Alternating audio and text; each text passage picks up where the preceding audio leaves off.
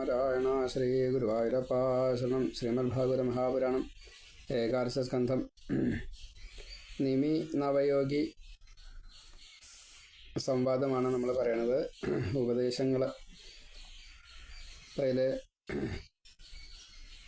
ബ്രഹ്മം എന്ത് എന്നുള്ള ചോദ്യത്തിനുള്ള ഉത്തരമായിട്ടാണ് പിപ്പലായനൻ പറയണത്. ബ്രഹ്മം എന്നുള്ളത് എന്താ എന്നുള്ളത് പറയൽ എളുപ്പമല്ല. ആരാ നാരായണൻ? സൃഷ്ടിസ്ഥിതി സംഹാരം ചെയ്യുന്നു. കാരണസ്വരൂപനാണ്, ഭഗവാനാണ്, തുരീയാതീതനാണ്, എല്ലാറ്റിനും അധീനാണ്. അതിൽ കൂടുതലൊന്നും പറയില്ല. അകം പുറം ഭഗവാനില്ല, അപ്രമേയനാണ്, നിത്യസത്യനാണ്, ദേഹേന്ദ്രിയ പ്രാണ അതെല്ലാം ഭഗവാനാൽ തരപ്പെടുന്നതാണ്. ഭഗവാൻ മനുഷ്യരുടെ ഹൃദയത്തിലാണ് താമസിക്കുന്നത്. എല്ലാവരെയും ചൈതന്യവത്താക്കി തീർക്കുന്നത് ഭഗവാന്റെ ശക്തിയാണ്. ത്രിഗുണാവസ്ഥ ഭഗവാനിൽ നിന്നാണ് വരുന്നത്. പ്രകൃതി ഭഗവാന്റെ ഇച്ഛയാണ്. ഇച്ഛാശക്തി, ജ്ഞാനശക്തി, ക്രിയാശക്തി ഭഗവാനാൽ കൊടുക്കുന്നു. അതുകൊണ്ട് ജ്ഞാനശക്തിയായിട്ടുള്ള മഹത്തത്വം, ക്രിയാശക്തിയായിട്ടുള്ള അതൊരു സൂത്രാത്മാവ് കൺട്രോൾ ചെയ്യണു എന്നാണ്. നിയന്ത്രണം സൂത്രാത്മാവാണ്. 10 പ്രാണങ്ങളെ അതിൽ ഉൾപ്പെടുത്തുന്നു.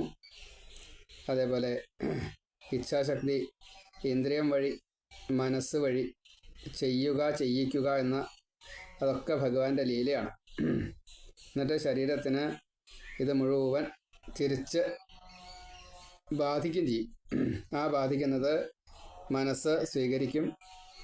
സുഖദുഃഖങ്ങളെ ദേഹേന്ദ്രിയങ്ങൾ അനുഭവിക്കും. പാപപുണ്യങ്ങളായിട്ട് അതിൻ്റെ പരിണത ഫലം ജീവനെ ബാധിക്കുകയും ചെയ്യും. ഇങ്ങനെ ജാഗ്രത, സ്വപ്ന, സുഷുപ്തിയിൽ ജാഗ്രതത്തിൽ നമ്മളെല്ലാം അറിയും. പൂർണ്ണമായിട്ടൊന്നും അറിയാൻ സാധിക്കില്ല. സ്വപ്നത്തിൽ പലതും കാണും, ഒന്നും ഫലത്തിൽ വരില്ല.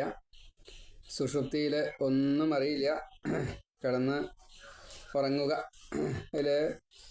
ഇതിൻ്റെ ഒരു ആധ്യാത്മിക വശം കൂടി എടുക്കുമ്പോഴേ അത് പൂർണ്ണമാവുള്ളൂ. നമ്മൾ ജാഗ്രതത്തിലായിട്ട് പോലും നമുക്കൊന്നും മനസ്സിലാവുന്നില്ല. സ്വപ്നാവസ്ഥയിൽ നമ്മൾ പലതും അത് വേണം, ഇത് വേണം, അങ്ങനെയാവാം, ഇങ്ങനെയാവാം എന്നെല്ലാം വിചാരിക്കും. ഒന്നും നടക്കില്ല. സുഷുപ്തി അജ്ഞാനാണെച്ചാൽ പിന്നെ എന്താ ചെയ്യുക? മറ്റതൊക്കെ അല്പം അറിവുണ്ട്. ഇത് ഒട്ടും അറിവില്ലാച്ചാലോ, ഇരുട്ടാണെങ്കിലോ പിന്നെ ഒന്നും അറിയില്ല.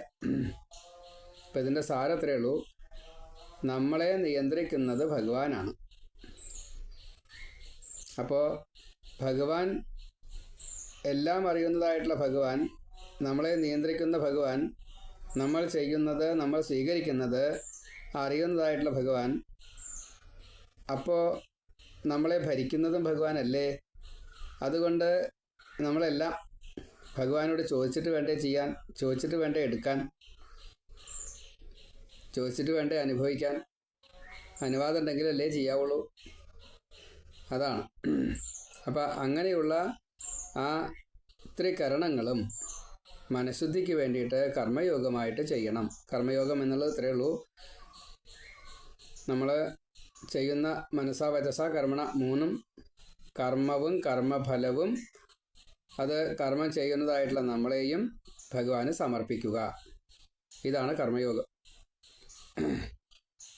കുട്ടിക്കാലത്ത് ഈ നിമി മഹാരാജാവ് ഇക്ഷ്വാകുവിൻ്റെ മകൻ ഇക്ഷ്വാകുവിൻ്റെ മുമ്പിൽ വെച്ച് സനകാദി മഹർഷിമാരോട് ചോദിച്ചു, എനിക്ക് ഭാഗവത തത്വം പറഞ്ഞു തരുമോ എന്ന്. അപ്പോൾ 4-5 വയസ്സേ ആയിട്ടുള്ളൂ.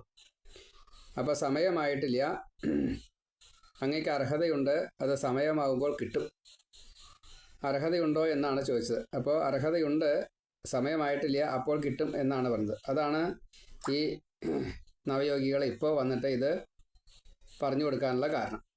അപ്പോൾ അതിൽ പിപ്പലായനാണ് ഈ കാര്യം പറഞ്ഞത്. അപ്പോൾ ആവിർഹോത്രം പറയാണ്, ഈ കർമ്മം 3 തരത്തിലാണല്ലോ സാധാരണ പറയുക. മനസ്സാ വചസാ കർമ്മണ അതല്ല, അത് ത്രിവിധ കരണങ്ങൾ അതല്ല. കർമ്മം വേദം വിധിച്ചതാണ് കർമ്മം. അത് ചെയ്യാതിരിക്കലാണ് അകർമ്മം. അതേപോലെ അന്യരുടെ ധർമ്മം നമുക്ക് അരുതാത്തത്, നമുക്ക് വിധിച്ചുള്ള കർമ്മങ്ങളല്ലാതെ കണ്ട് വിധിക്കാത്ത കർമ്മങ്ങൾ ചെയ്യുന്നതാണ് വികർമ്മം. വിധിക്കാത്ത കർമ്മങ്ങൾ ചെയ്യുന്നതാണ് വികർമ്മം. നിഷിദ്ധ കർമ്മങ്ങൾ, കുകർമ്മങ്ങൾ, ശിക്ഷാർഹമായിട്ടുള്ള കർമ്മങ്ങൾ, ഹിംസ തൊട്ടുള്ളത്, അത് ഒരിക്കലും ചെയ്യാൻ പാടില്ല. വേദത്തിന് എതിരാണത്. അപ്പോൾ കർമ്മം വിധിച്ചത് ഭഗവാനായതുകൊണ്ട് ഭഗവാനെ അനുസരിക്കുക എന്നത് നമ്മുടെ ചുമതലയായതുകൊണ്ട് നമ്മൾ ഈ ജാഗ്രതയിലായാലും നമ്മൾ എല്ലാ പ്രവൃത്തികളും ചെയ്യുന്ന സമയത്തായാലും ഭഗവത് സ്മൃതിയോട് കൂടിയിട്ടേ എല്ലാം ചെയ്യാവൂ.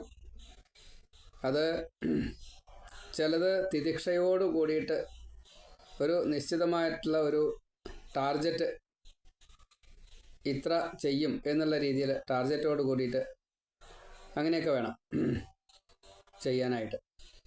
മാത്രമല്ല അവനവൻ്റെ ആചാരം ലേശം വിഷമുണ്ടെങ്കിലും, ഇപ്പം നേരത്തെ നീക്കാൻ വിഷമാണ്, കുളിക്കാൻ വിഷമാണ്, പറ്റാവുന്ന അത്രയും വിഷമം സഹിച്ചുകൊണ്ട് അത് മുഴുവൻ ചെയ്യണം. ഇല്ലെങ്കിൽ പ്രപഞ്ചം നിലനിൽക്കില്ല. അപ്പോൾ അതിൻ്റെ കടമ നമ്മൾ നിറവേറ്റില്ല എന്നുള്ള ഒരു കുറ്റം വരും. ആ കുറ്റം നമുക്ക് വീണ്ടും സംസാരത്തിന് കാരണമാവും, പ്രാരബ്ധം തീരില്ല. അപ്പം അതുകൊണ്ട് ആചാരാനുഷ്ഠാനങ്ങൾ ശീലമായിട്ട് ചെയ്യുക തന്നെ വേണം, ചെയ്യാതിരിക്കരുത്.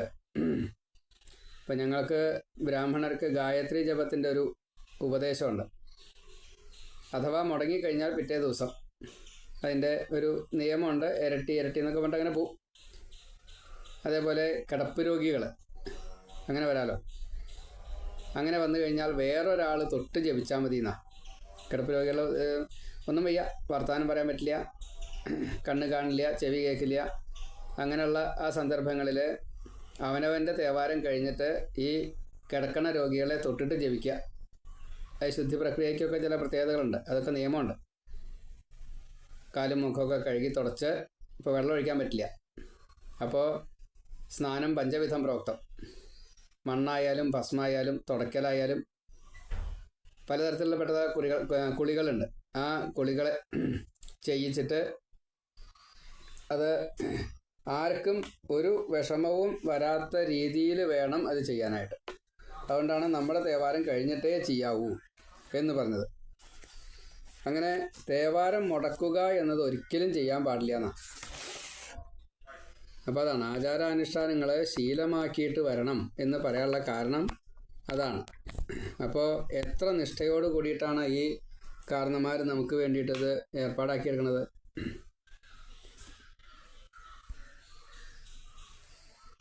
ശുദ്ധി പ്രക്രിയയിലുണ്ട് ഇതേപോലെ അനവധി നിയമങ്ങളെ പാലിക്കാനായിട്ട് ബ്രാഹ്മണർക്ക്.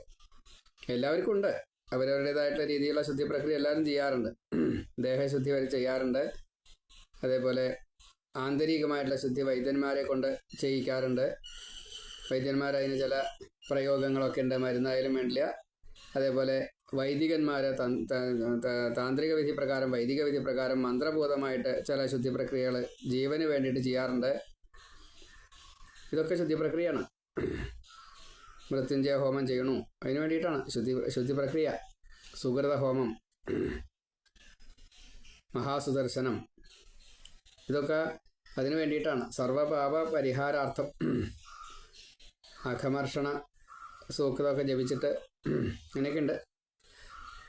അങ്ങനെ ഈ ജീവൻ്റെ ശുദ്ധിക്ക് വേണ്ടിയിട്ട് പ്രവൃത്തികളൊക്കെ ചെയ്യണം. അതേപോലെ ദ്വന്ദ്വം കടക്കുക എന്നത് ഋഷഭൻ കാണിച്ചെന്ന രീതിയിലാണ്, നാരായണത്ത് ഭ്രാന്തൻ കാണിച്ചെന്ന കൂട്ടത്തിലാണ്. ലോഹം ഒരുക്കിയത് കൊണ്ട് ദാഹം തീർക്കാൻ സാധിക്കണം. ഇരുമ്പോ കരിങ്കല്ലോ തിന്നിട്ട് ആഹാരം ഖരമായിട്ടുള്ള ആഹാരത്തെ സ്വീകരിക്കാൻ സാധിക്കണം. അതൊന്നും നമ്മൾ കൂട്ടിയാൽ പറ്റില്ല. വിഷത്തെ അമൃതാക്കിയിട്ട് കഴിക്കണം. നമ്മൾ വിഷത്തെ കഴിക്കും, അമൃതമായിട്ട് തന്നെ കഴിക്കുക. ഒരു തവണയേ പറ്റൂ, രണ്ടാമത്തെ തവണ പറ്റില്ല. അപ്പം അങ്ങനെയായിട്ട് കാര്യമില്ല. അപ്പം ഈ ദ്വന്ദ്വം കടന്നാൽ മാത്രമാണ് കർമ്മയോഗം പൂർത്തിയാവുള്ളൂ. കർമ്മം നമ്മളെ വിട്ടു പോകുന്നവരെ അത് ചെയ്യുക തന്നെ വേണം. നിസ്സംഗനായിട്ട് ഫലം ഇച്ഛിക്കാതെ,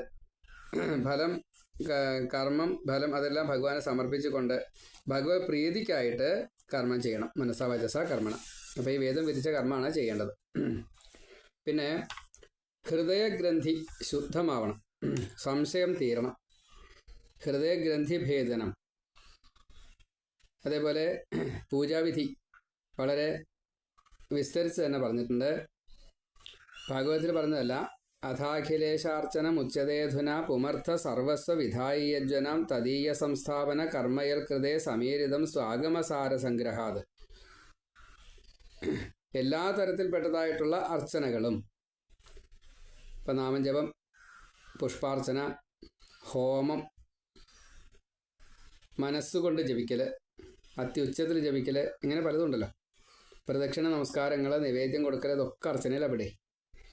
നമ്മൾ നവധാഭക്തിയിൽ പറയുമ്പോൾ ശ്രവണം കീർത്തനം വിഷ്ണു സ്മരണം ശ്രവണം കീർത്തനം വിഷ്ണു സ്മരണം ശ്രവണം കീർത്തനം വിഷ്ണോഹോ സ്മരണം പാദസേവനം അർച്ചനം വന്ദനം ദാസ്യം സഖ്യം ആത്മനിവേദനം എന്ന് പറയാണ്ട് അതിൽ അർച്ചനം എന്നുള്ളത്. ഇതിപ്പോൾ അങ്ങനെയല്ല, ഇതൊക്കെ അർച്ചനത്തിലാണ് പെടുക. ഇത് മുഴുവൻ ധർമാർത്ഥ കാമ മോക്ഷങ്ങളെ കിട്ടാൻ, പൂമർത്ഥം ചതുഷ്ടയം എന്നതിന് പറയാം, ആ പുരുഷാർത്ഥങ്ങളെ കിട്ടാൻ വേണ്ടിയിട്ടാണ്. ഈ യജിക്കുന്ന ഓരോരുത്തർക്കും വേണ്ടിയിട്ട് വേദം വ്യാസനാൽ വിധിക്കപ്പെട്ടതാണ്. അത് സ്ഥാപിച്ചെടുക്കുക. അതിന് വേണ്ടിയിട്ടാണ് യാതൊരു കർമ്മങ്ങളാണോ ചെയ്യുന്നത് അത് മുഴുവൻ നന്നായിട്ട് തന്നെ വേദത്തിൽ പറയപ്പെട്ടു. അത് മുഴുവൻ ഭഗവാങ്കൽ എത്തിച്ചേരാനുള്ള ഒരു ഉപായമായിട്ട്, അതിൻ്റെ ലക്ഷ്യം അതാണ്. അങ്ങനെ പൂജ ചെയ്യുന്ന സമയത്ത് ജകാരോ ജന്മവിച്ഛേദ പകാരോ പാപനാശക തസ്മാൽ ജപ ഇതി പ്രോക്തം ജന്മപാപ വിനാശനാത്. പൂജ തുടങ്ങേണ്ട മുന്നേയും ജപിക്കണം, നടുക്ക് ജപിക്കാണ്ട്, ഒടുക്കം ജപിക്കാണ്ട്. അതൊക്കെ ഈ എന്തെങ്കിലും ലോപം വന്നു കഴിഞ്ഞാൽ അത് തീർക്കും. നമ്മൾ കർമ്മലോപമൊക്കെ വന്നു കഴിഞ്ഞാൽ നാരദന് പൂജ കൊടുത്താൽ മതി. അതേപോലെ വാമനാവതാര ചരിതം വായിച്ചാൽ മതി. ജപം കൊണ്ട് പിന്നീട് ഒരു ജന്മം വേണ്ടാത്ത രീതിയിൽ ഈ ജപിക്കുന്ന നാമം കൊണ്ട് നാമി നമ്മളെ രക്ഷിക്കും. അതിൻ്റെ ജ എന്ന അക്ഷരം തന്നെ സൂചിപ്പിക്കുന്നത് അതാണ്. പകാരം പാപത്തെ മുഴുവൻ നശിപ്പിക്കുമെന്നാണ്. അതുകൊണ്ട് ജപയജ്ഞം ജന്മ പാപ വിനാശനാത് ആണ്.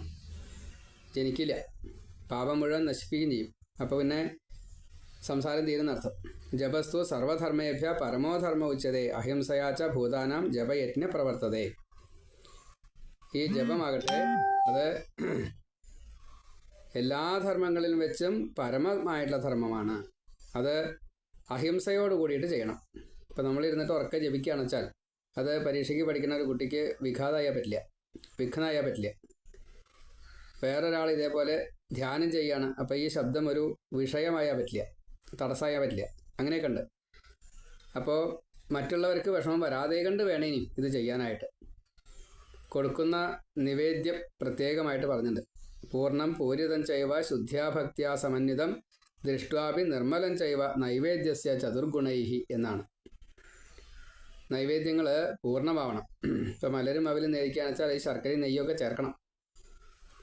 പായസമാണെന്ന് വെച്ചാൽ അത് വെന്തുണ്ടാവണം, ശർക്കര നല്ലോണം വേണം. നേദ്യമാണെന്ന് വെച്ചാൽ ഈ വെള്ളം വറ്റാതെ കണ്ട് വേവാതെ കണ്ട് അങ്ങനെയൊന്നും നേദിക്കരുത്. അങ്ങനെ പൂർണ്ണമാവണം, പൂരിതമാവണം. ഒരു പാത്രത്തിൽ നിറച്ച് കൊടുക്കണം. അതേപോലെ ഇതിൽ വേണ്ടത്ര മധുരം വേണം.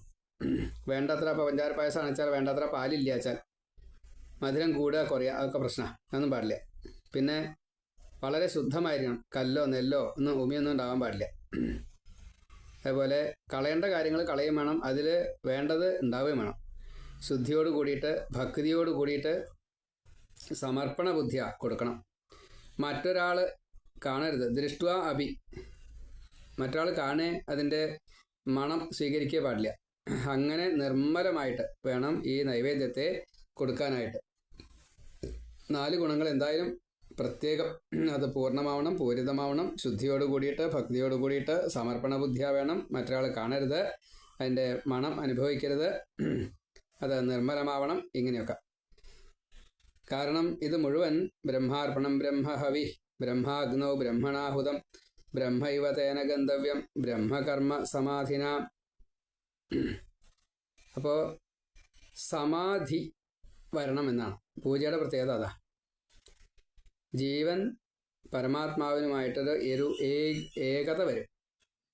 അതാണ് യഥാർത്ഥത്തിലുള്ള പൂജ. അപ്പം അത് ബ്രഹ്മത്തിലേക്ക് വേണ്ടിയിട്ടാവണം സമർപ്പണം ചെയ്തത്.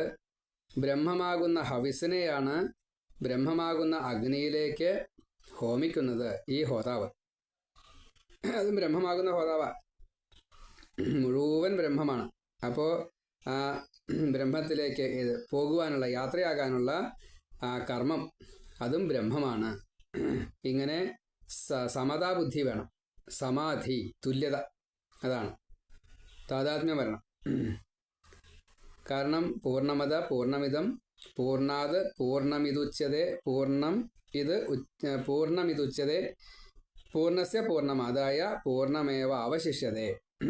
ഇത് മുഴുവൻ പൂർണ്ണത്തിൽ നിന്നാണ് എടുത്തത് മുഴുവൻ പൂർണ്ണമാണ്. അത് പൂർണ്ണത്തിലേക്ക് തന്നെയാണ് വെച്ചാൽ മുഴുവനിലേക്കാണ് ചെന്ന് ചേരേണ്ടത്. കാരണം ഇത് ബ്രഹ്മത്തിൻ്റെയാണ്. അതുകൊണ്ട് അവിടെ നിന്നും കിട്ടുന്നു, അതിലേക്ക് ചെന്ന് പ്രവേശിക്കുകയും ചെയ്യുന്നു. പിന്നെ അവശേഷിക്കുന്നത് ഈ പൂർണ്ണം മാത്രമേ ഉള്ളൂ, മുഴുവൻ മാത്രമേ ഉള്ളൂ എന്നർത്ഥം. കാരണം ഹരിർദാത ഹരിർഭോക്ത ഹരിരന്നം പ്രജാപതി ഹരിഹി വിപ്രശരീരസ്തു ഭുങ്ക്തെ ഭോജയതേ ഹരി. ഹരിയാണ് ദാതാവ്, ഹരിയാണ് അത് ഉപയോഗിക്കുന്നത്. ഈ അന്നം ഹരിയാണ്, ഈ ഹവിസ് ഹരിയാണ്. വിപ്രന്റെ ശരീരം അത് ഹരിയാണ്. വിപ്രന്റെ ശരീരം, ബ്രാഹ്മണന്റെ ശരീരം അത് ഹോതാവ് ഹരിയാണ്. ആ ബ്രാഹ്മണൻ തന്നെയാണ് ഇത് ഭുജിക്കുന്നത്. അപ്പോൾ അവിടെ ഹരിയാണ് ഭുജിക്കുന്നത്. ഇനി ഹോമിക്കുകയാണെന്ന് വെച്ചാൽ ആ തീയ ബ്രഹ്മാണ്, അപ്പോൾ അത് ഹരിയാണ്. അത് സ്വീകരിക്കുന്നതായിട്ടുള്ള ദേവൻ അത് ഹരിയാണ്. അപ്പോൾ ഇത് മുഴുവൻ ഒന്നാണ് എന്ന് സാരം. അപ്പം അതുകൊണ്ട് കലികാലത്തിൽ ഈ ഭഗവാനെയാണ് എപ്പോഴും സ്മരിക്കേണ്ടത്. ഇവിടെ കലികാലത്തിലായതുകൊണ്ട് ഒരു ധർമ്മം കൂടി അതിൽ കൂട്ടിച്ചേർത്തു. നാമവും ദാനവും എന്ന നിലയ്ക്കാണ് ഹരേർനാമ ഹരേർനാമ ഹരേർനാമ ഇവ കേവലം കലോ നാസ്തിയവ നാസ്തിയവ നാസ്തിയവ ഗതിരന്യഥ എന്ന് പ്രത്യേകമായിട്ട് പറഞ്ഞു. ഏകാമൂർത്തി ത്രയോദേവ ബ്രഹ്മവിഷ്ണു മഹേശ്വര രജസത്വതമോഭിശ്ച സുയുധ കാര്യകാരക. ഒരേ ഭഗവാനാണ് ബ്രഹ്മവിഷ്ണു മഹേശ്വരന്മാരായിട്ട് ഈ സത്വരജസ്തമോ ഗുണങ്ങൾ അതിൻ്റെ മൂർത്തിമൽ ഭാവമായിട്ട് ഈ ബ്രഹ്മത്തിൽ വിരാട്ടാകുന്ന ഇതിൽ സമഷ്ടിയിലും വ്യഷ്ടിയിലും ഒക്കെ പ്രയോഗിക്കപ്പെടുന്നത്. അപ്പോൾ മുഴുവൻ ഈശ്വരനാണ് എന്ന് കാണാറാവണം. ഇതിനെ ശരിക്കും മനസ്സിലാക്കണമെങ്കിൽ അനുഭവജ്ഞാനം കൊണ്ട് നമുക്ക് സ്വയമേവ ചെയ്യാൻ പറ്റില്ല. ഗുരു പറഞ്ഞത് അനുസരിച്ച് ഇഷ്ടദേവതയിലൂടെ ഈ ബ്രഹ്മത്തിലേക്ക് എത്തണം. ഇഷ്ടദേവതയ്ക്ക് ഒരു പ്രത്യേകത ഉണ്ട് സ്വതവേ. ഈ പ്രപഞ്ചം നിലനിർത്താൻ വേണ്ടിയിട്ട് അഷ്ടദിക്പാലകന്മാർ തൊട്ടുള്ള ഇഷ്ടദേവതകളൊക്കെ, ഇഷ്ടദേവതകൾ പല രൂപത്തിലുണ്ട്, മൂർത്തിഭേദങ്ങളിലുള്ള ഇഷ്ടദേവത ഉണ്ട്. ഏതായാലും നമ്മൾ ഇതിന് ആപ്റ്റ് ആണെങ്കിൽ, ചെയ്യാൻ നമുക്കതിനുള്ള കഴിവുണ്ടെങ്കിൽ നമ്മളെ വിനിയോഗിക്കും ആ ദേവതമാരെ. അപ്പോൾ നമുക്ക് സുഖമായിട്ടാണ്, ഇഹസുഖം ധാരാളമായിട്ട് തരും. പക്ഷെ മുക്തി തരില്ല. മുക്തി ആർക്കേ തരാൻ പറ്റുള്ളൂ? നാരായണന് മാത്രമേ മുക്തി തരാൻ പറ്റൂ. അതുകൊണ്ട് മുക്തിധൻ എന്നുള്ളത് ഈ അഷ്ടദിക്പാലകന്മാരെ പറയാറില്ല. യമനോ വരുണനോ മുക്തിധനല്ല. അവർ വിചാരിച്ചാൽ മുക്തി കിട്ടും, അത് ഭഗവാനിൽ നിന്ന് മുക്തി വാങ്ങിത്തരും. അങ്ങനെയാണ്. ശരിക്കും നാരായണനാണ് മുക്തി തരിക. അപ്പം അതുകൊണ്ട് ഇഷ്ടദേവതാ ഭജനം ഇഹസുഖത്തെ തന്നുകൊണ്ട് ഈ സംസാരം എങ്ങനെ വർദ്ധിപ്പിക്കും എന്നാണ്. പക്ഷേ ദോഷമൊന്നും ഉണ്ടാവില്ല. സർവദേവ നമസ്കാരം കേശവം പ്രതി ഗച്ഛതി. അതുകൊണ്ട് ദോഷമൊന്നും ഉണ്ടാവില്ല. എങ്കിലും മുക്തി ആഗ്രഹിക്കുന്ന ഒരാൾ ഭഗവാനെ തന്നെയാണ് പൂജിക്കേണ്ടത്. ഇപ്പം നമ്മൾ ഈ ശുദ്ധി പ്രക്രിയ നേരത്തെ പറഞ്ഞു. സ്നാനാദികളെ കൊണ്ട്, സ്നാനം പഞ്ചവിധം പ്രോക്തം, ശരീരത്തിന് നമുക്ക് ശുദ്ധി ചെയ്യാൻ സാധിക്കും. അഗ്നിയിൽ കുളിക്കാം. ഇപ്പോൾ നമ്മൾ വീഡിയോയിലൊക്കെ കണ്ടിട്ടുണ്ടാവും അഗ്നി സ്നാനം, കുംഭമേളയ്ക്കൊക്കെ. ജലസ്നാനം അത് പിന്നെ നമ്മളൊക്കെ പതിവുള്ളതാണ്. വായു സ്നാനം, പിന്നെ ഭസ്മത്തിൽ സ്നാനം, മണ്ണ്, പുറ്റുമണ്ണ് അങ്ങനെയുള്ളതൊക്കെ സ്നാനം ഉണ്ട്. അങ്ങനെ സ്നാനങ്ങൾ ജലസ്പർശം ചെയ്താൽ മതി എന്ന് പറയുന്നുണ്ട്. അതും ഒരു സ്നാനമാണ്. ഏതായാലും സ്നാനങ്ങൾ പലതുണ്ട്. അപ്പം ചില സ്നാനങ്ങൾ ഈ മന്ത്രഭൂതമായത്, പിന്നെ ദ്രവ്യഭൂതമായത്, അപ്പോൾ മരുന്ന് തുടങ്ങിയുള്ളതൊക്കെ ദ്രവ്യഭൂതമായത്. അപ്പോൾ അതിനൊക്കെ അതിൻ്റേതായിട്ടുള്ള ഫലങ്ങൾ വേറെയാണ്. ശുദ്ധി വളരെ പ്രധാനമാണ്. അതേപോലെ മനസ്സിൻ്റെ ശുദ്ധിക്ക് ഈ പുരാണം കേൾക്കുക, ഭഗവത് സ്മരണയോട് കൂടിയിട്ട് ജീവിക്കാൻ സാധിക്കുക, അതിന് സംഘശുദ്ധി വളരെ പ്രധാനമാണ്. സത്സംഗം തന്നെ വേണം. പ്രാണായാമാദികളെ കൊണ്ട് ഈ അകത്തെ ദുഷിപ്പുകളൊക്കെ ഇല്ലാണ്ടാക്കാൻ പറ്റും, കുറച്ച് മരുന്നും. അതേപോലെ ഈ പ്രാണായാമാദികളും മരുന്നും ആഹാര നിയന്ത്രണവും കൂടാതെ കണ്ട് ഉപാസനയും കൂടി, മന്ത്രജപം തൊട്ടുള്ളത്. പുരാണം വായിച്ചാൽ മതി, അകം ശുദ്ധിയാവും. കാരണം സപ്തശുദ്ധി മന്ത്രം ഉണ്ടല്ലോ, അതുകൊണ്ട് അഭിഷേകം ചെയ്യുക, അതുകൊണ്ട് അത് ജപിക്കുക, അതൊക്കെ സപ്തധാതു ശുദ്ധിയെ ചെയ്യുമെന്നാ പറയാം. അത്രയ്ക്കുണ്ട് അതിൻ്റെ പ്രാധാന്യം. പ്രാണാപാന വ്യാനോദാന സമാന മേ ശുദ്ധ്യന്ത എന്നാണ്. പൃഥിവ്യപ് തേജോ വായു ആകാശോ മേ ശുദ്ധ്യന്താം. അപ്പോൾ ഓരോന്നും അംഗങ്ങളും അംഗപ്രത്യംഗം ഇന്ദ്രിയങ്ങളെ തൊട്ടുള്ള ഓരോന്നും പഞ്ചഭൂതങ്ങളായാലും വാക്കുകളായാലും ഒക്കെ ശുദ്ധമായിട്ട് തരുന്നതാണ്. അപ്പോൾ മനോബുദ്ധി അഹങ്കാര ചിത്തമ്മേ ശുദ്ധന്ത. അപ്പം അന്ധകരണ ശുദ്ധിയും കൂടി സപ്തശുദ്ധിയിൽ അതൊക്കെ വരും. അതാണ്. അപ്പം ഇങ്ങനെ ഈ ശുദ്ധി, ആഹാരശുദ്ധി, ചിത്തശുദ്ധി, വിചാരങ്ങൾ, മനസ്സിൻ്റെ വിചാരങ്ങൾ അങ്ങോട്ടും ഇങ്ങോട്ടൊക്കെ പോകും. അപ്പം അതിനെ കെട്ടിയിടണം. എങ്ങനെ കെട്ടിയിടണം? അങ്ങോട്ട് പോവും. നിയന്ത്രിക്കാൻ പറ്റുവെച്ചാൽ അപ്പം നിയന്ത്രിക്കാൻ പറ്റുന്നില്ല വെച്ചാൽ ഒരു തവണ അനുഭവിപ്പിച്ചിട്ട് തിരിച്ചു കൊണ്ടുവരിക. അങ്ങനെയാണ്. ഒരു തവണ അനുഭവിച്ചിട്ട് വീണ്ടും വേണമെന്ന് തോന്നിച്ചാൽ ഒരു തവണയും കൂടിയും വിടാം. അത് കഴിഞ്ഞാൽ പിന്നെ വിടരുത്. വിഷയം മാറ്റിയിട്ട് അതിൽ നിന്ന് മനസ്സിനെ അങ്ങോട്ട് പിന്തിരിപ്പിക്കണം. അതാണ് ദൃഷ്ടിയും തഥാ പ്രതിനിവൃത്തിയ. അപ്പോൾ ശുദ്ധി ഇങ്ങനെ ക്രമേണയായിട്ട് അംഗന്യാസ ശുദ്ധികളുണ്ട്. സുരക്ഷാ കവചമായിട്ട്. ഇപ്പം നാരായണ കവചം, അതൊരു അംഗന്യാസ ശുദ്ധിയൊക്കെ കഴിഞ്ഞതിന് ശേഷം മന്ത്രബോധമായിട്ടുള്ള ശുദ്ധിയാണ്. ഓം നമോ നാരായണായ, ഓം നമോ ഭഗവതേ വാസുദേവായ, ഓം വിഷ്ണവേ നമ, ഓം ശ്രീകൃഷ്ണായ നമ എന്നൊക്കെ ന്യാസം ചെയ്തിട്ട് വേണമല്ലോ. അത് യാഗുപ്ത സഹസ്രാക്ഷ എന്നുള്ള ഒരു 8ാമത്തെ അധ്യായം 6ാമത്തെ സ്കന്ധത്തിൽ നാരായണ കവചം അത് വായിച്ചാൽ അങ്ങനെ തന്നെ. അവ്യാദജോഘ്രിമണിമാം സ്തവജാന്യധോരു യജ്ഞോച്യുത കടിതടം ജഠരം ഹയാസ്യ ഹൃത് കേശവസ്തുതര ഈശനസ്തു കണ്ഠം. അപ്പോൾ ഇതൊക്കെ ശുദ്ധി പ്രക്രിയയാണ്. ആന്തരിക ശുദ്ധി, മനഃശുദ്ധി, ശരീരത്തിൻ്റെ അകത്തുള്ള ശുദ്ധി, പുറത്തുള്ള ശുദ്ധി, സംഘശുദ്ധി, ഇതൊക്കെ ഇങ്ങനെ ചെയ്യാൻ സാധിക്കും. ഇതൊക്കെ ഈ പൂജാവിധികൾ തൊട്ടുള്ള അർച്ചനയിൽ പെട്ടതാ മുഴുവൻ. ഇതൊക്കെ നവതാഭക്തി പ്രയോഗം കൊണ്ട് കഴിയും. അതിൽ സമർപ്പിത ഭാവത്തോട് കൂടിയിട്ട് നിഷ്കാമ നിർഗുണ ഭക്തിയാണെങ്കിൽ വളരെ എളുപ്പമായി. അത് കിട്ടാൻ കുറച്ച് ഞെരുക്കാണ്. ദേഹബോധം ഉണ്ട് നമുക്ക്, അതുകൊണ്ടാണ്. അതേപോലെ ഒരു ഈശ്വരനെ നമുക്ക് നേരിട്ട് കാണാനോ അനുഭവിക്കാനോ സാധിക്കില്ല വെച്ചാൽ വിഗ്രഹം ആവാം. വിശേഷണം ഗ്രഹിക്കുന്നതായിട്ടുള്ള ഒരു വിഗ്രഹം ഏത് വേണിച്ചാവാം. കല്ല്, മരം, ലോഹം, മണ്ണ്, വസ്ത്രം, പഞ്ചഭൂതങ്ങൾ, വിളക്ക്, പത്മം, പീഠസങ്കല്പങ്ങൾ, അതിലിപ്പോൾ പത്മട്ട്, അക്ഷതട്ട്, പൂവിട്ട്, പുല്ലിട്ട്, വസ്ത്രം, നാളികേരം, കൂർച്ചം, അതേപോലെ ബ്രാഹ്മണൻ, കുമാരി, ബ്രഹ്മചാരി, സുമംഗലി, വൃദ്ധൻ, പശു, ആന, ആല്, തുളസി, ഗ്രന്ഥം, സാളഗ്രാമം, അതിഥി, എല്ലാറ്റിലും ഭഗവാനെ കാണാൻ സാധിക്കും. അതാണ് ബിംബവൽക്കരണം. ആ ബിംബവൽക്കരണത്തിനും പൂജ ചെയ്യുമ്പോൾ വെച്ചാൽ ആ ബിംബത്തിന് പൂജ ചെയ്യുമ്പോൾ ഈ 16 ഉപചാരത്തോട് കൂടിയിട്ട് ശുദ്ധി വരുത്തി അർഘ്യപാദ്യാദി തൊട്ട് 16 ഉപചാരങ്ങളോട് കൂടി ജലഗന്ധ പുഷ്പ ധൂപദീപാദികളെയൊക്കെ ചൊല്ലിയിട്ട് മന്ത്രം ജപിച്ച് കുറിക്കൂട്ടോ ആഭരണങ്ങളോ എന്തൊക്കെയാച്ചൊക്കെ സമർപ്പിച്ച് നേദ്യം ധാരാളം കൊടുത്ത് പാർഷദന്മാർക്ക് കൊടുത്ത് കുന്നു പോലെ നൈവേദ്യമൊക്കെ നൽകിയിട്ട് അതേപോലെ നാമം ജപിച്ച് സ്തുതിച്ച് സാഷ്ടാംഗ നമസ്കാരങ്ങളൊക്കെ ചെയ്ത് പ്രദക്ഷിണം ചെയ്ത് ഏതെങ്കിലും ബ്രാഹ്മണ ദക്ഷിണയൊക്കെ കൊടുത്ത് അതേപോലെ അന്നദാനങ്ങളൊക്കെ സമർപ്പിച്ച് ധനോ വസ്ത്രമോ എന്തൊക്കെ വെച്ചാൽ പലർക്കും പലതും കൊടുക്കാൻ സാധിക്കും നമുക്ക്. അത് സ്ത്രീകൾക്കായാലും കുട്ടികൾക്കായാലും ദീനർക്കായാലും പലതും. ഇനി മരുന്ന് കൊടുത്താലും വിരോധമില്ല. രോഗിക്ക് മരുന്ന് കൊടുക്കുക വെച്ചാൽ അതൊരു സമർപ്പണമാണ്. അപ്പം ഇങ്ങനെ ആത്മനിവേദനം എല്ലാവർക്കും വേണ്ടിയിട്ട് കൊടുക്കുന്നത് അത് ഭഗവാനുള്ള സമർപ്പണമായിട്ട് കർമ്മയോഗമായിട്ട് മാറ്റാൻ സാധിക്കും. അതാണ് ദാനത്തിൻ്റെ പ്രത്യേകത. അപ്പോൾ സംസാരം വേണ്ട, സംസരിക്കണ്ട എന്നുള്ളൊരവസ്ഥയിലേക്ക് ഈ ജീവനെ മുക്തനാക്കും.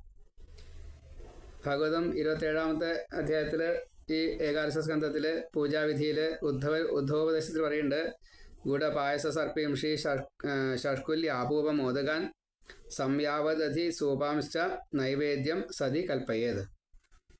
അങ്ങനെ മുഴുവൻ സമർപ്പിച്ചതിന് ശേഷം എന്ത് വേണം? ശിരോമൽപാദയോ കൃത്വ ബാഹുഭ്യാം ച പരസ്പരം പ്രപന്നം പാഹിമാമീശാഭീതം മൃത്യുഗ്രഹാർണവാത്.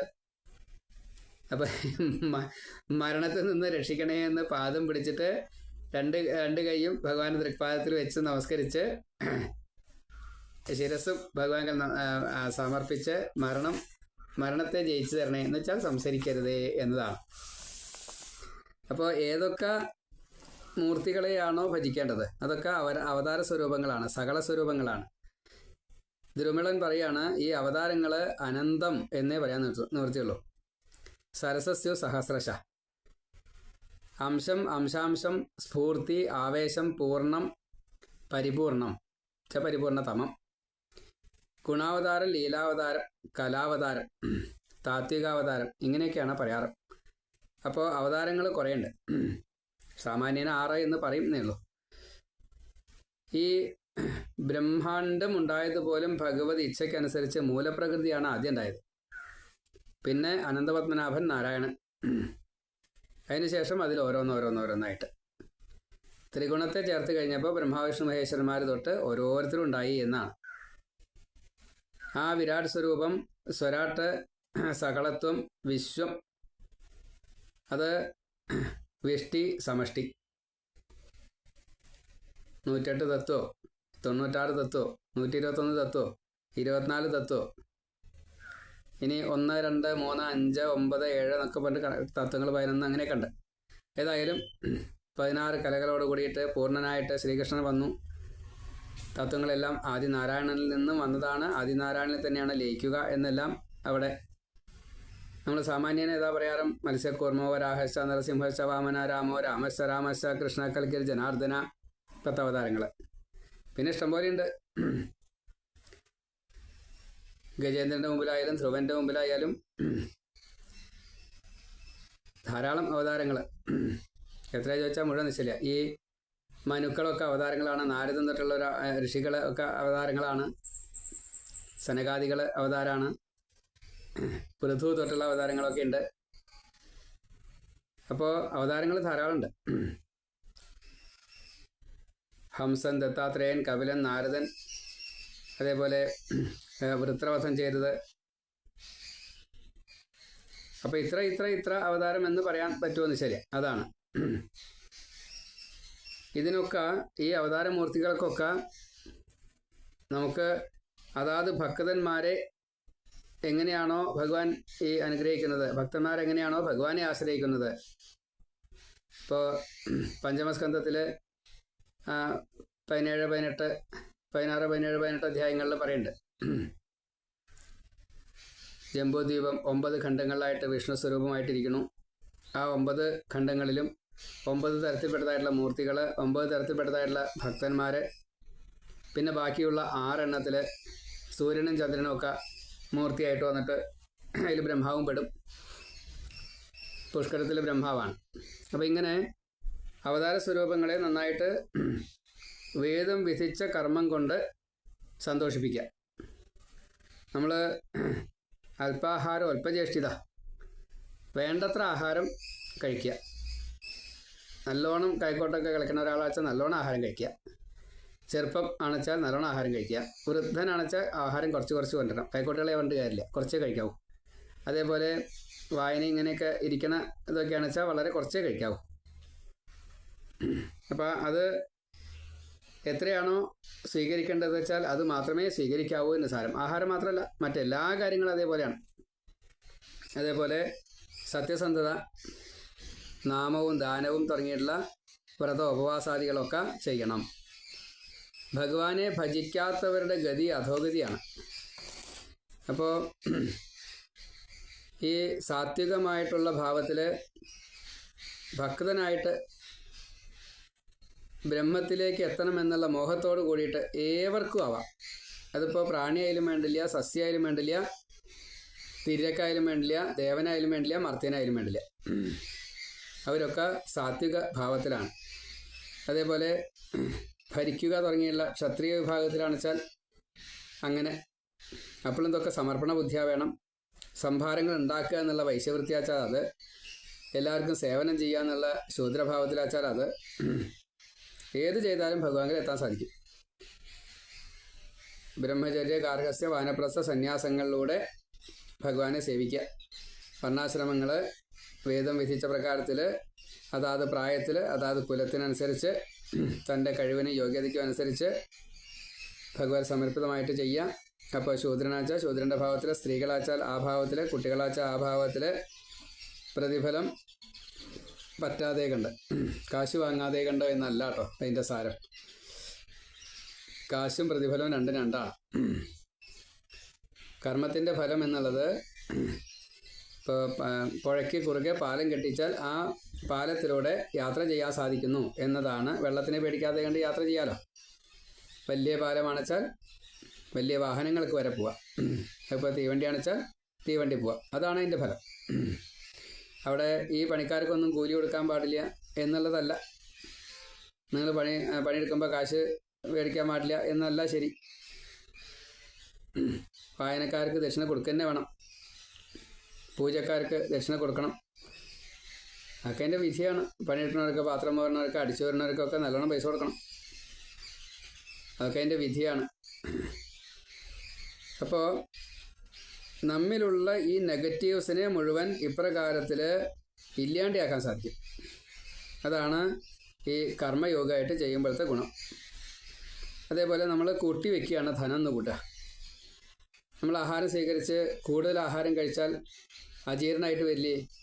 അതേപോലെ തന്നെ ഈ ധനം കൂട്ടി വെച്ച് കഴിഞ്ഞാൽ അത് നമുക്ക് ദഹിക്കില്ല. അത് നമ്മളെ ഒന്നിച്ച് നഷ്ടപ്പെടുത്തി കളയും. എപ്രകാരത്തിലാണോ ഈ ഇപ്പോൾ നമ്മളൊരു നദിക്ക് കുറുകെ തടയണ കെട്ടുകയാണെന്ന് കൂട്ടുക. അതിൽ കൊള്ളാവുന്നതിനേക്കാൾ കൂടുതൽ വെള്ളം വന്നു. ഈ കെട്ടിന് അത്ര ഉറപ്പില്ലാച്ചാൽ കെട്ട് പൊട്ടിക്കും വെള്ളം. കെട്ടിന് ഉറപ്പുണ്ടെങ്കിൽ മീതെ കൂടെ ഓവർഫ്ലോ ചെയ്യും. അപ്പോൾ ഈ ഒരു ഭാവം നമ്മൾ അറിയുക തന്നെ വേണം. എത്രത്തോളം നമുക്ക് കപ്പാസിറ്റി ഉണ്ട് അതിനനുസരിച്ചേ നമ്മൾ വാരി കൂട്ടാവൂ. അതുകൊണ്ട് അത് ഒരിക്കലും തെറ്റിക്കരുത്. അതേപോലെ തന്നെ ദുഷിക്കാനുള്ള കാരണങ്ങൾ ദുസ്സംഗമാണ്. അപ്പോൾ ഈ ദുസ്സംഗത്തിലാണ് പെടുക എന്ത്? ദ്യൂതം, പാനം, ശ്രീയ, സൂന, ജാതരൂപം. അപ്പോൾ ഇത് മുഴുവൻ നമ്മുടെ നെഗറ്റീവ്സിനെ ബാധിക്കും. കള്ളു കുടിക്കണ്ട, ചൂത് കളിക്കണ്ട, മറ്റ് സ്ത്രീകളുമായിട്ട് ഇടപെടണ്ട, ഹിംസ പാടില്ല, അധികമായിട്ട് കള്ളപ്പണം ഉണ്ടാക്കണ്ട. ഇതൊക്കെ മോക്ഷത്തിന് തടസ്സമാണ്. അത്യാഹാരം പ്രയാസശ്ച പ്രജൽപോ നിയമാഗ്രഹ ജനസംഘഞ്ച ലൗല്യഞ്ച ഷഡ്ഭിഹി ഭക്തി വിനശ്യതി എന്ന. അമിതമായിട്ടുള്ള ആഹാരം കഴിച്ചാൽ നമുക്ക് ഭക്തി ഉണ്ടാവാൻ ഞെരുക്ക. മാത്രമല്ല ഈ തോന്നിയാസം പറയുക, അല്ലെങ്കിൽ അങ്ങനെ പറഞ്ഞുകൊണ്ടിരിക്കുക, അങ്ങനെ ചിലവരുണ്ട്. കൂടുതൽ വാക് സാമർഥ്യം അത് കേമാന്നാ ധരിച്ചേർക്കണം ചിലവർ. അത് വലിയ തെറ്റാണ്. ബാക്കിയുള്ളവർ മിണ്ടാണ്ടിരിക്കുന്നത് അറിവില്ലാഞ്ഞിട്ടല്ല. അയാൾ കേമനാവുമെന്ന് അയാൾ വിചാരിച്ചിട്ടുണ്ടെങ്കിൽ അയാൾ വിട്ടിയാ. ഇന്ന് നമുക്ക് നല്ലോണം കാണാതെ വാക്ക് ഇങ്ങനെ ഉറക്കുറക്കെ പറയുക. അതേപോലെ കൂടുതൽ നേരം വർത്തമാനം പറയുക. അയാൾ ആ കേമൻ എന്നാണ് എല്ലാവരുടെയും ധാരണ. അത് മഹാ തെറ്റാണ്. നമുക്ക് സമൂഹത്തിൽ നല്ലോണം കാണാൻ പറ്റും. ഭാഗവതം പറയണത് ആദ്യം ശ്രവണം ചെയ്യുമെന്നാണ്. വക്താവാവുമെന്ന് ഒരിക്കലും പറഞ്ഞിട്ടില്ല. ഏറ്റവും ഒടുക്കെ വക്താവാവേണ്ടു. ഇങ്ങനെയുള്ള വക്താക്കൾ അല്പജ്ഞന്മാർ, അവർക്കൊന്നും അറിയില്ല. കുറച്ചുള്ള അറിവിനെ കൂടുതൽ പറയും, എന്നിട്ട് കേമാന്നും പറയും. ഇപ്പം നമ്മളെല്ലാവരിലും കാണാം, എല്ലാ ഫീൽഡിലും കാണാം. ഇത്രയും വലിയൊരു അബദ്ധം വേറെ ഇല്ല. അവർക്ക് മുക്തി എളുപ്പമല്ല, വളരെ പ്രയാസമാണ്. അന്യൻ്റെ മുക്തിക്കുള്ള കാരണം അത് തടസ്സപ്പെടുത്തുക എന്നുള്ള അതും കൂടി വരുന്നുണ്ട്. അപ്പോൾ ദുസ്സംഗം ഒരിക്കലും വേണ്ട. നിയമത്തെ തെറ്റി നടക്കുക എന്നതും ഒരിക്കലും പാടില്ല. സൗത്രാമണി എന്ന് പറഞ്ഞിട്ടൊരു യോഗമുണ്ട്. അത് 5 മകാരങ്ങൾ എന്നൊക്കെ പറയും. മദ്യം, മാംസം, മറ്റേ അങ്ങനെ ഒരു വട്ടം കഴിക്കാൻ പാടില്ല, അങ്ങനെയുണ്ട്. മാരണം എന്നും ചെയ്യാൻ പാടില്ല. 5 മകാരങ്ങളെ ഒഴിവാക്കണം എന്നൊക്കെ പറയും. മതം പാടില്ല, അതായത് ഈ അഹങ്കാരം പാടില്ല, അങ്ങനെയാണ്. ഒരിക്കലും പൊളി പറയാൻ പാടില്ല, അങ്ങനെയൊക്കെ ഉണ്ട്. നുണ പറയാൻ പാടില്ല, അതാണ്. അതേപോലെ ഈ യജ്ഞം ചെയ്യുമ്പോൾ കുറേ ഗുണങ്ങൾ കിട്ടാനുണ്ട്. നമ്മൾ ആസക്തരാണെന്ന് കൂട്ടുക.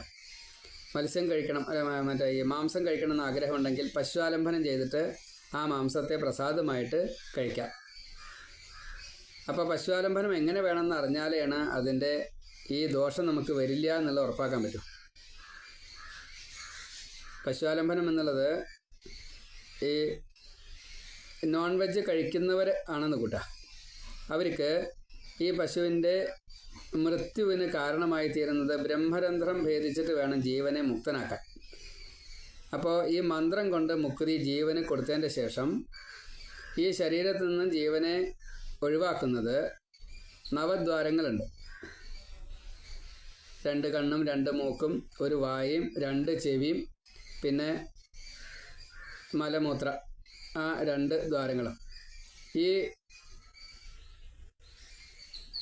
9 ദ്വാരങ്ങളും അടച്ചതിൻ്റെ ശേഷം ഈ ജീവനെ ഈ 10ാമത്തെ ദ്വാരമായിട്ടുള്ള നെറുകയിൽ ഒരു ദ്വാരമുണ്ട്, ബ്രഹ്മരന്ധ്രം.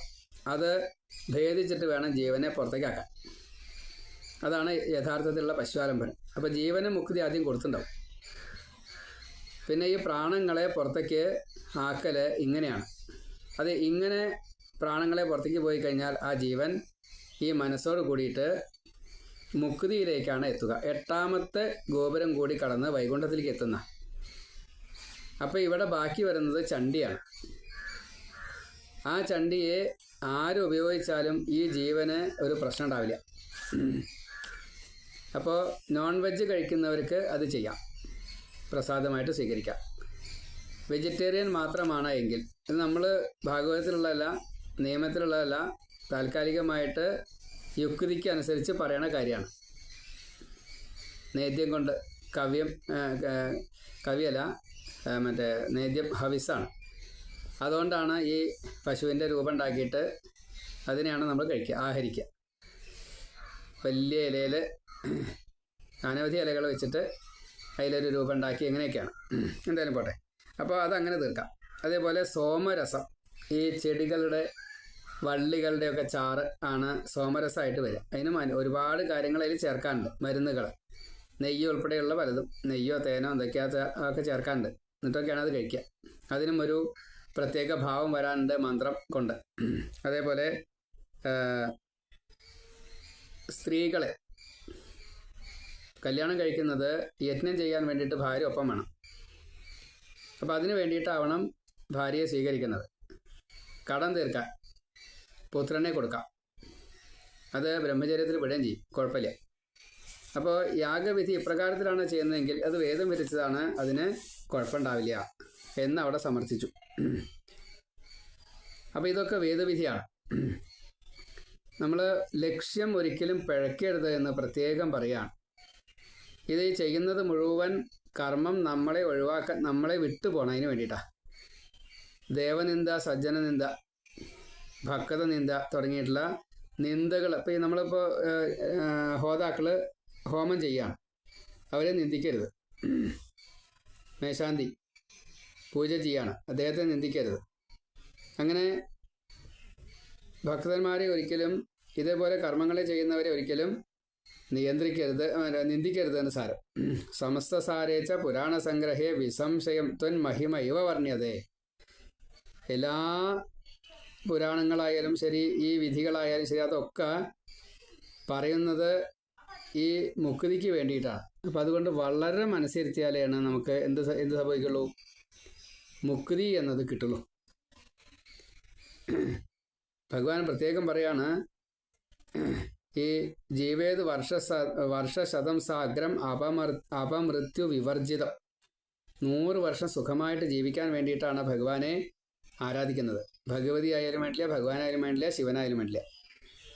ഇത് വ്യാസൻ അഷ്ടാദശ പുരാണേഷു വ്യാസസ്യ വചനദ്വയം പരോപകാരായ പുണ്യായ പാപായ പരപീഡനം. എല്ലാ പുരാണങ്ങളിലും ഒരേപോലെ 2 കാര്യമാണ് പറഞ്ഞത്. അന്യോപകാരത്തിന് വേണ്ടിയിട്ടാവണം ശരീരമാദ്യം ഖലു ധർമ്മസാധനം, പരോപകാരായ പുണ്യായ, അതിന് വേണ്ടിയിട്ടാണ്. പാപം ചെയ്യാനേ പാടില്ല, പാപം പരപീഡനാണ്, പാടില്ല. അപ്പോൾ എന്തിനാണോ നമ്മളിത് പഠിക്കണത്, ചെയ്യണത്, ഇതൊക്കെ മുക്തിക്ക് വേണ്ടിയിട്ടാണ്. ഒടുക്കം കരഭാജനം പറയാണ്, യുഗധർമ്മങ്ങളെ വേണ്ട രീതിയിൽ അറിയണം, എന്നിട്ട് വേണം ആരാധിക്കാനായിട്ട്. ഇപ്പോൾ കൃതയുഗത്തിലാണെച്ചാൽ ഭഗവാൻ ഒപ്പം ഈ യാഗം ചെയ്യുന്നവരുടെ കൂടെ യാഗം ചെയ്തുകൊണ്ട് സ്വയം സ്വീകരിക്കുമെന്നാണ്. അപ്പോൾ ഈ വെളുത്ത വേഷത്തിലാണ്, അന്ന് വെളുത്ത നിറാണ് ഭഗവാൻ ഉണ്ടാവുക. ജടാമരപുരി, പൂണൂല്, കൃഷ്ണാർജുനൻ, ജപമാല, ദണ്ഡ്, കമണ്ടലു, ബ്രഹ്മചാരി വേഷത്തിൽ ധ്യാനിച്ച ഒപ്പം അങ്ങനെ ഉണ്ടാവും. ത്രേതായുഗം ആകുമ്പോഴേക്കും ചുവപ്പ് നിറാവുകയും ചെയ്യും. 4 കയ്യ മേഖല, സൃക്ക സ്രുവം, വേദസ്വരൂപനായിട്ട് യജ്ഞം ചെയ്യുന്ന സമയത്ത് മാത്രം വരും. പിന്നെ ദ്വാപരാകുമ്പോഴേക്കും പൂജ ചെയ്താലേ വരൂ. മഞ്ഞ നിറത്തിൽ, കുറച്ചൊരു പീത നിറാണ്. അത് കഴിഞ്ഞ് അതിൻ്റെ ഏറ്റവും ഒടുക്കം, ദ്വാപരത്തിൻ്റെ ഏറ്റവും ഒടുക്കം പിന്നെ കറുപ്പ് നിറത്തിലാണ് വരിക, അല്ലെങ്കിൽ നീല നിറത്തിലാണ് വരിക. ആ സമയത്ത് ഭഗവാൻ ഈ മഞ്ഞപ്പട്ട, വനമാല, രാജകീയമായിട്ടുള്ള വേഷങ്ങളാണ്. കലികാലത്തിൽ അവതാരില്ല. മനഃശുദ്ധിക്ക് വേണ്ടിയിട്ട് ഈ വാസുദേവനെ ക്ഷേത്രജ്ഞനായിട്ട് സംഘർഷണൻ രുദ്രഭാവത്തിൽ, പ്രദ്യുമ്നൻ ബ്രഹ്മാവ് എന്നുള്ള ആ ഒരു ബുദ്ധി ശുദ്ധാക്കാൻ വേണ്ടിയിട്ട്, അനിരുദ്ധൻ ചന്ദ്രൻ മനസ്സ് ശുദ്ധാക്കാൻ വേണ്ടിയിട്ട്, ഇങ്ങനെ സർവം നാരായണൻ തന്നെയാണ്. മനോബുദ്ധി അഹങ്കാരങ്ങളുടെ ചിത്തത്തിൻ്റെ അധിഷ്ഠാന ദേവതയായിട്ടുള്ള നമോ ഭഗവതേ തുഭ്യം വാസുദേവായ ധീമഹി പ്രദ്യുമ്നായ അനിരുദ്ധായ നമ സംഘർഷണായ ച. അതിൻ്റെ അധിഷ്ഠാന ദേവതകളായിട്ട് ക്ഷേത്രജ്ഞനായിട്ടും രുദ്രനായിട്ടും ബ്രഹ്മാവായിട്ടും ചന്ദ്രനായിട്ടും ഭഗവാൻ തന്നെയാണ്. നാരായണനെ സ്മരിച്ചുകൊണ്ട് പരമാത്മാവിലേക്ക് ലയിക്കണമെന്ന മോഹത്തോടു കൂടിയിട്ട് ഭഗവാനെ ഉപാസിക്കുക. അത് ധ്യേയം സദാ പരിഭവഘ്നമഭീഷ്ടദോഹം തീർത്ഥാസ്പദം ശിവവിരിഞ്ചിനുതം ശരണ്യം ഭൃത്യാർത്തിഹം പ്രണതപാലഭവാബ്ധിബോധം വന്ദേ മഹാപുരുഷ തേ ചരണാരവിന്ദം ത്യക്ത്വാ സുദുസ്തുജ സുരേപ്സിതരാജലക്ഷ്മീം ധർമ്മിഷ്ഠ ആര്യവചസായതഗാദരണ്യം മായാമൃഗം ദൈതയേപ്സിതമന്വധാവൽ വന്ദേ മഹാപുരുഷ തേ ചരണാരവിന്ദം. കൃഷ്ണനെയും രാമനെയും ഹരേ രാമ രാമ രാമ ഹരേ ഹരേ, ഹരേ കൃഷ്ണ കൃഷ്ണ കൃഷ്ണ ഹരേ ഹരേ, ഇങ്ങനെ കലിസന്തരണ മന്ത്രം ജപിച്ചുകൊണ്ട് ഭാഗവത പ്രകാരമുള്ള ആദ്യത്തെ 2 ശ്ലോകങ്ങൾ, ഒന്ന് രാമനെ സ്മരിച്ചു, ഒന്ന് കൃഷ്ണനെ സ്മരിച്ചു. അതുതന്നെയാണ് ഈ ഭഗവത് അർപ്പിതമായിട്ടുള്ള കലിസന്തരണ മന്ത്രം. ഹരി, കൃഷ്ണൻ, രാമൻ, 3 മന്ത്രങ്ങൾ, 3 നാമങ്ങൾ കൂട്ടിച്ചേർത്തുള്ള കലിസന്തരണ മന്ത്രം. നമ്മൾ ചെയ്യുന്ന സർവധർമ്മങ്ങളും അത് ഭഗവാൻ സ്വീകരിക്കണമെങ്കിൽ ഈ സമർപ്പിതമാവണം എന്നുള്ളത് വളരെ നിർബന്ധം. അപ്പോൾ കർമ്മങ്ങളെ ധാർമ്മികമാക്കിയിട്ട് വേണം ചെയ്യാനായിട്ട്. അതേപോലെ ഈ ദേവന്മാർക്കാണെച്ചാൽ ഹോമമായിട്ടാണ്, പിതൃക്കൾക്കാണെച്ചാൽ തർപ്പണമായിട്ടാണ്, ഋഷികൾക്കാണെച്ചാൽ സ്വാധ്യായം വേദപുരാണാധികാരങ്ങളായിട്ടാണ്, അതിഥികൾക്കാണെച്ചാൽ അന്നദാനമായിട്ടാണ്, തിരക്ക് പശു അങ്ങനെ വെച്ചാൽ പുല്ലോ വെള്ളമോ എന്തൊക്കെയാണ് കൊടുക്കേണ്ടത് വെച്ചാൽ പട്ടയച്ചാൽ അത്, അങ്ങനെ വേണ്ടത് വേണ്ടവർക്ക് വേണ്ട പോലെ വേണ്ട സമയത്ത് വേണ്ട രീതിയിൽ ഉപചാരപൂർവം കൊടുക്കുകയാണെങ്കിൽ എല്ലാവരിലുമുള്ള ഈശ്വരൻ നമുക്ക് മുക്തി തരാൻ വേണ്ടിയിട്ട് അനുഗ്രഹിക്കുക തന്നെ ചെയ്യും. അത് ആ വ്യക്തികളല്ല, ആ വ്യക്തിയിലുള്ള ഈശ്വരനാണ് നമ്മളെ അനുഗ്രഹിക്കുക. ശതം ജീവ ശരദ വർദ്ധമാന ശതം, അങ്ങനെയാണ്. ഹേമന്താൻ ശതമോ വസന്താൻ ശതമിന്ദ്രാഗ്നി സവിത ബൃഹസ്പതി സദാവിഷാഹ വിഷയമം പുനർദു ആഹാരിഷന്ത്വാ വിദന്ത്വാ പുനരാഗ പുനർനവ സർവാംഗ സർമ്മതേ ചക്ഷു സർവമായുഷതേ വിധം എന്നൊക്കെയാണ് മന്ത്രം. ആയുസൂക്തത്തിലെ 2 ഋക്കുകളാണ്. 100 വർഷം ജീവിക്കുകയും വേണം, സുഖമായിട്ട് ജീവിക്കുകയും വേണം. എന്നിട്ട് ഈ പ്രാരബ്ധം മുഴുവൻ തീർത്തുകൊണ്ട് ഈ ജന്മത്തിൽ ഇനിയൊരു ജന്മം വേണ്ട, ഈ ജന്മം കൊണ്ട് തന്നെ മുക്തി നേടുക. ഇങ്ങനെ 9 പേരും നിമിയോട് ഈ നവയോഗികൾ മുക്തി മാർഗം ഭാഗവത ധർമ്മത്തെ ഉപദേശിച്ചു എന്ന് നാരദൻ വസുദേവരോട് പറഞ്ഞു. അപ്പം അതുകൊണ്ട് ഈ നിമി ആ 9 നവയോഗികളെ എങ്ങനെയാണോ പൂജിച്ചത്, സമർപ്പിച്ചത്, ഭാഗവതധർമ്മം കേട്ട് സന്തുഷ്ടരായത്, അതേപോലെ തന്നെ വസുദേവരും നാരദനെ പൂജിച്ചു സന്തുഷ്ടിയോട് കൂടിയിട്ട്. കൃഷ്ണൻ മകനാണ് എന്നിട്ടും കൃഷ്ണൻ മകനായി ഇപ്പം കൃഷ്ണ പ്രഭാവം മുഴുവൻ അറിഞ്ഞു. 3 ലോകവും വസുദേവരെ അങ്ങേ ഇപ്പം അറിയണു കൃഷ്ണനിലൂടെ. ഇപ്പോൾ പുത്രസ്നേഹം കൊണ്ട് കാണുക, തൊടുക, സംവദിക്കുക, ഇങ്ങനെയുള്ള കാര്യങ്ങളെ കൊണ്ട് സേവനങ്ങൾ പലതും ചെയ്യണ്ടല്ലോ. അതൊക്കെ നിങ്ങൾ മുക്തി നിങ്ങൾക്ക് കിട്ടിയിരിക്കണു, പരിഭ്രമിക്കൊന്നും വേണ്ട. ശിശുപാലനും കൂടി മുക്തി കൊടുത്തില്ലേ, ഈ അസുരന്മാർ മുഴുവൻ മുക്തരായില്ലേ. പിന്നെ ഇപ്പോൾ ഈ ഗോപികമാർ തൊട്ടുള്ള ഈ ചോരയും നീരും കൊടുക്കണം എല്ലാവർക്കും ഭഗവാൻ മുക്തി കൊടുക്കില്ലേ? സംശയമുണ്ടോ? സംശയിക്കേ വേണ്ട. കൃഷ്ണനെ ബ്രഹ്മമായിട്ട് കണ്ടാൽ മതി. ഇനി പുത്രനായിട്ട് അങ്ങനെ കണ്ടോളണമെന്നില്ല, കഴിഞ്ഞില്ലേ, ഇപ്പോൾ അവസാനിക്കാറായി. അതാണ്. അപ്പോൾ ഈശ്വരനായിട്ട് കണ്ടു. അപ്പോൾ വസുദേവ ദേവകിമാർ വളരെ ശ്രദ്ധയോട് കൂടിയിട്ട് ഈ ഭാഗവതധർമ്മം കേട്ട് സംസാരം കടന്നു എന്ന് അവിടെ ആ അധ്യായത്തെ അവസാനിപ്പിക്കുകയാണ്. ഇങ്ങനെയുള്ള ആ ഭഗവാനെ നമുക്കും നമ്മുടെ എല്ലാ ദുഃഖദുരിതാദി പാപങ്ങൾ മുഴുവൻ നശിപ്പിച്ചതിൻ്റെ ശേഷം കർമ്മം തീരെ നമുക്ക് ബാക്കിയില്ലാത്ത രീതിയിൽ മുക്തി തന്ന് അനുഗ്രഹിക്കുമാറാകട്ടെ എന്ന് എല്ലാ ഭക്തന്മാർക്കും വേണ്ടിയിട്ട് ഭഗവാനോട് പ്രാർത്ഥിക്കണം. വീണ്ടും വീണ്ടും ഭക്തന്മാർക്ക് നമസ്കാരം, എല്ലാ ദേവീദേവന്മാർക്കും നമസ്കാരം, അച്ഛന് നമസ്കാരം, അമ്മയ്ക്ക് നമസ്കാരം, പിതൃക്കൾക്ക് നമസ്കാരം, ആദിത്യദേവന് നമസ്കാരം. ഓം നമോ നാരായണായ, ഓം നമോ ഭഗവതേ വാസുദേവായ, ഓം ശ്രീകൃഷ്ണായ നമ, ഓം വിഷ്ണവേ നമ, ഓം നമ ശിവായ, ഓം ഹൃദം ദുർഗായ നമ, ഓം ഗണപതയേ നമ. ശ്രീ ഗുരുവായൂരപ്പ ഭഗവാൻ വേണ്ട രീതിയിൽ ഭാഗവതത്തെ തോന്നിക്കുമാറാകട്ടെ. സർവത്ര ഗോവിന്ദ നാമസങ്കീർത്തനം, ഗോവിന്ദ ഗോവിന്ദ. ക്ഷമയോട് കൂടിയിട്ട് കേൾക്കുക, എല്ലാവർക്കും ഷെയർ ചെയ്യുക. ഇന്ന് ക്ഷമ വലിയൊരു പ്രശ്നം. അപ്പോൾ ക്ഷമയോട് കൂടിയിട്ട് കേൾക്കുക, എല്ലാവർക്കും ഷെയർ ചെയ്യുക. ഭാഗവത തത്വം അങ്ങനെയാണ്. നാരായണ നാരായണ നാരായണ.